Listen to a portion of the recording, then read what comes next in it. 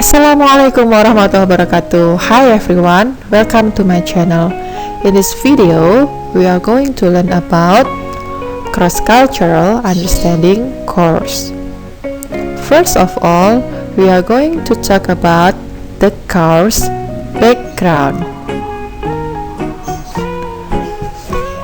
Why do we need to study cross-cultural understanding? It is because language is inseparable from culture. It is a fact that language is a part of culture. Communication, language, and culture cannot be separated. Sebenarnya, apa sih cross-cultural understanding? What is cross-cultural understanding? CCU is the basic ability of people to recognize, understand, interpret, and react properly the situations or incidences that may lead to misunderstanding, miscommunication, or even conflict due to cultural differences and unawareness. Next, the aims of CCU instruction. The first one is to help students to develop an understanding of the fact that all people exhibit culturally conditioned behaviors. The second one is to help students to develop an understanding that social variables such as age, sex, social class, and place of residence influence the ways in which people speak and behave. Jadi untuk membantu siswa mengembangkan pemahaman bahwasanya variabel-variabel sosial seperti usia, jenis kelamin, status sosial, ataupun tempat tinggal sangat mempengaruhi bagaimana seseorang atau masyarakat berbicara dan berperilaku. The third one is to help students to become more aware of conventional behavior in common situations in target culture. The fourth one, and this is very important, is to help students to increase their awareness of the cultural connotations of words and phrases in the target language. The fifth one is to help students to develop the ability to evaluate and filter generalizations about the target culture. Six is to help students to develop the necessary skills to locate and organize information about the target culture. Jadi bisa membantu siswa dalam mengembangkan skill-skill yang kiranya diperlukan dalam mengelola informasi. The seventh one, and this is the last one, is to stimulate students' intellectual curiosity about the target culture and to encourage empathy towards its people. Nah, sekarang budaya yang mana sih yang sebenarnya yang akan kita pelajari dalam CCU ini?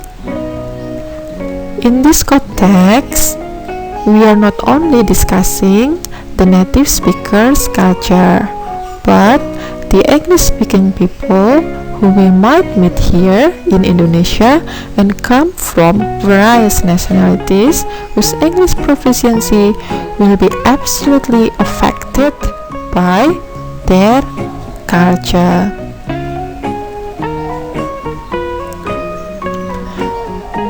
What is culture?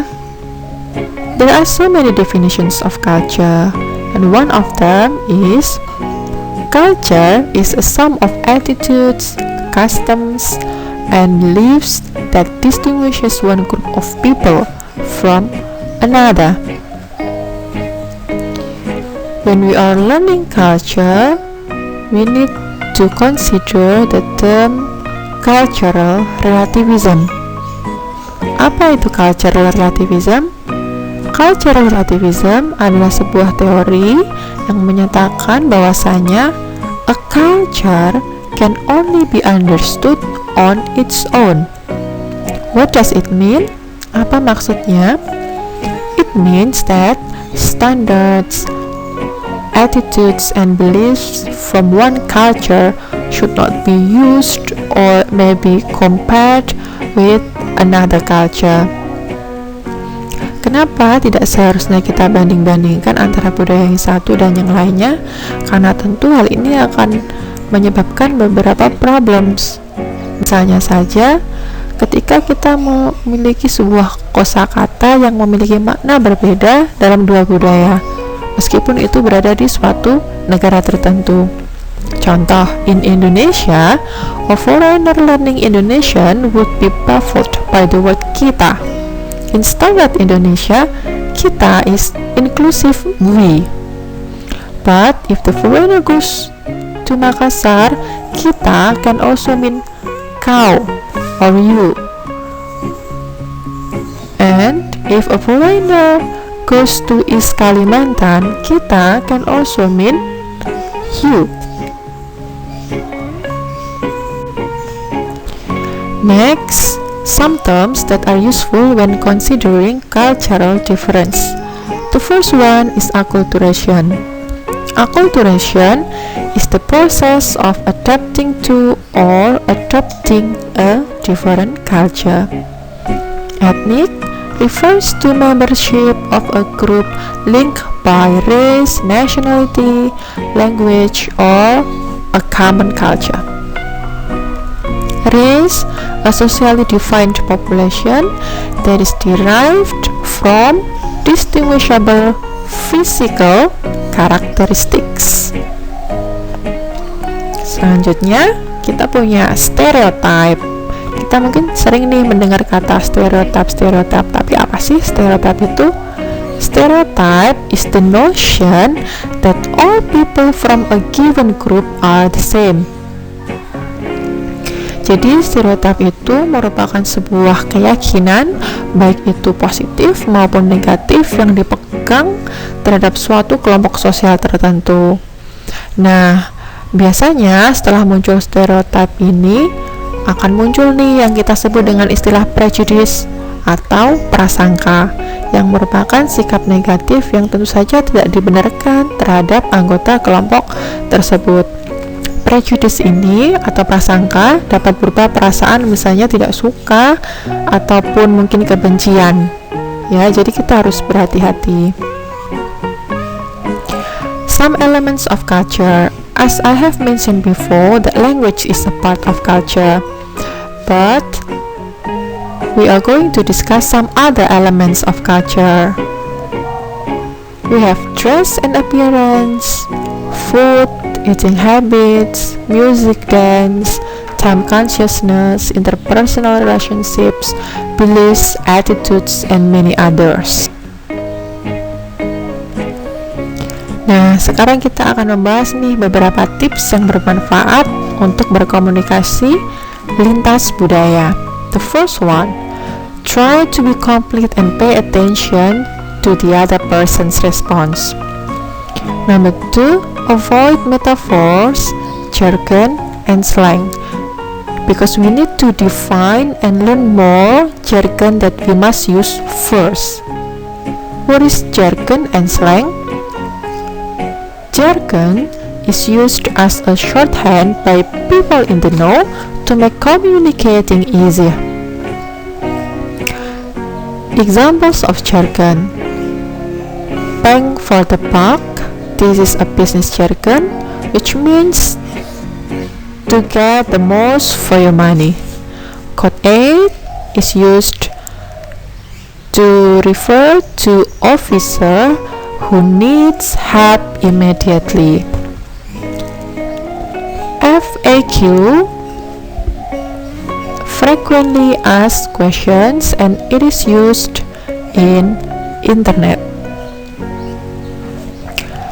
Slang is very informal language or words used by a particular group of people, such as God, which means greatest of all time. So God is actually a compliment. For example, when we want to say I don't care what you say because Tom is the god. It means that Tom is great. The next one, basic. A put down describing someone or something that's not very interesting or highly evolved. Such as when we say, those boys are so basic. Why do they all want to dress the same? Fam refers to a group of close friends, such as when we want to say, I'm going to hang with the fam. It means that you are going to hang with a group of your close friends. Other examples of slang. Bye Felicia. It is a fast way to tell someone to get away. This term comes from the 1995 movie Friday. So, when we want to say goodbye to our friend, we may say bye Felicia. It doesn't mean that your friend's name is Felicia. So let's say when we want to say, I will not go out with you. Bye Felicia. Killing me. Nah, this is the most favorite phrase used by the teenagers. This is a phrase not meant to be taken literally, yeah? Because when someone says that something is killing them or killing her or killing him, it normally means really hurting. For example, my legs are killing me after the run would mean that your legs were hurting. Nah, sekarang kita kembali ke tips untuk berkomunikasi lintas budaya. Yang ketiga adalah attempt to be clear, berusaha untuk jelas.